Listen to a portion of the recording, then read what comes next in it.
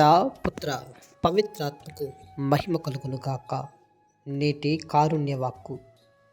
తన ప్రాణమును కాపాడుకొని యత్నించువాడు దానిని కోల్పోవును, తన ప్రాణమును కోల్పోవాడు దానిని కాపాడుకొనును. లూకా శుభవార్త 17వ అధ్యాయము 33వ వాక్యము. ప్రభువునందు ప్రియ దేవుని బిడ్డలారా, సహోదరి సహోదరులారా, నేటి ప్రపంచంలో ప్రతి ఒక్కరి లక్ష్యం నా కెరియర్ బాగుండాలి, నా ఫ్యూచర్ బాగుండాలి, నేను అనుకున్నది సాధించాలి అన్నవంటి దాని మీదనే తమ యొక్క జీవితాన్ని కొనసాగిస్తున్నారు.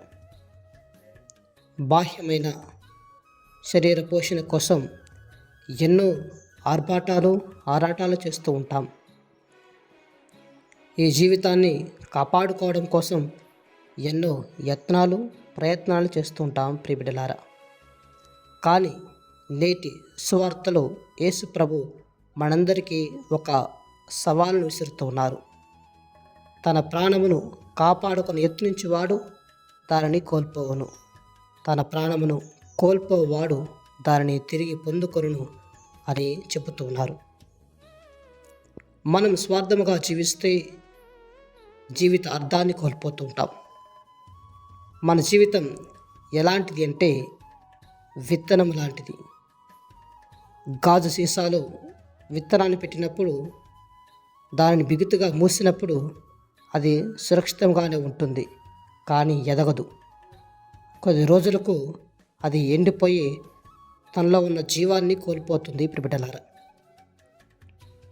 కానీ అదే విత్తనాన్ని భూమిలో పాతిపెట్టినప్పుడు అది తన జీవితాన్ని కోల్పోయినట్టుగా అనిపించినా, నశించినట్లు అనిపించినా, చివరికి తన జీవితంలో అది మొలకెత్తుతూ ఉంది బిడ్డలారా. నిజ జీవితంలో మనం మన సమయాన్ని, మనకున్నటువంటి తలాంతులను ఇతరులకు మనము సేవ చేయడంలో అందించినప్పుడు, ఇతరుల కొరకు మనం వినియోగించినప్పుడు మన జీవితం యొక్క అర్థం తెలుస్తుంది. మన జీవితానికి మనం పరమార్థాన్ని కనుక్కుంటూ ఉంటాం. ఇతరుల కొరకు మనం చేసే త్యాగం అది ఓటమి కాదు, కానీ మన ప్రేమను తెలుపుతుంది బిడ్డలారా. ఆ త్యాగము ద్వారా మనం ప్రేమ అనే విజయాన్ని పొందుకుంటూ ఉంటాం. తన కొరకు జీవించేవాడు తనను కాపాడుకునేవాడు. తను స్వార్థంగా జీవిస్తూ ఉంటాడు.